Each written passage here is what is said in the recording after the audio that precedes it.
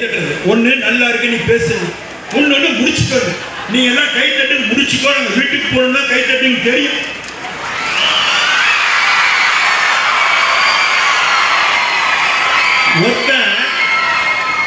ஒருத்தன் அரை மணி நேரம் பேசியிருக்கான், 3/4 மணி நேரம் பேசியிருக்கான், 1 மணி நேரம் பேசியிருக்கான், 1.25 மணி நேரம் பேசியிருக்கான், 1.5 மணி நேரம் பேசியிருக்கான், 2 மணி நேரம் பேசிட்டான்.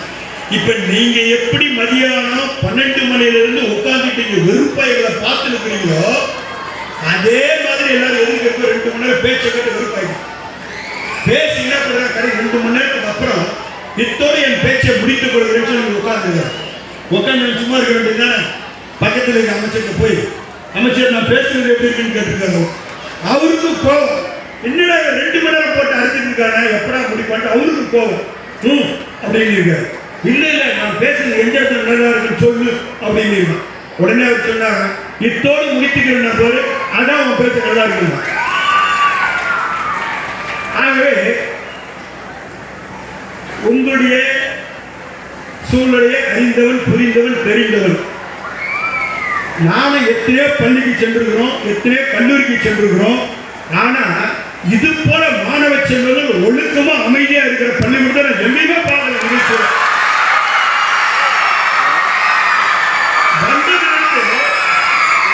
வந்தது பேசுறப்போ மாணவ செல்வங்கள் ஒருத்தருக்கு ஒருத்தர் கூட பேசல, ஒருவருக்கு ஒருவர் கூட பேசல, அந்த அளவுக்கு பேசுறதுதான் கேட்கிறாங்க.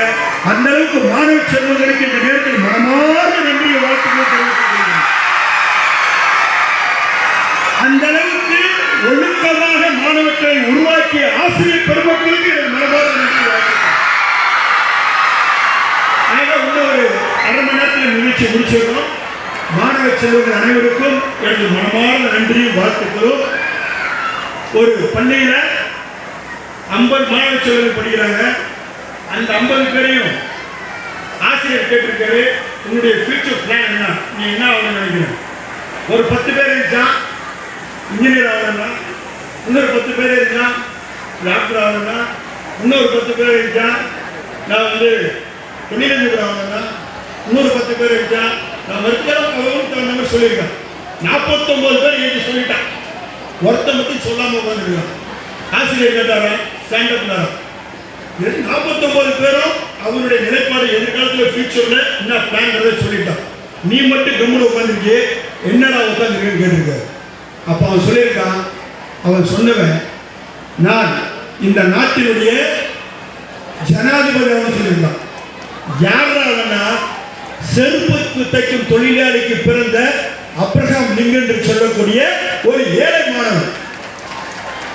அவன் சொன்ன உடனே ஆசிரியர் சொன்னாங்க, உனக்கேட்ட இந்த ஆசைக்காரன் இங்க அடிமைப்பட்டு கிடக்கின்ற கருப்பின மக்களை நான் அவருடைய அடிமை செயலை அறுத்தறிய வேண்டும்.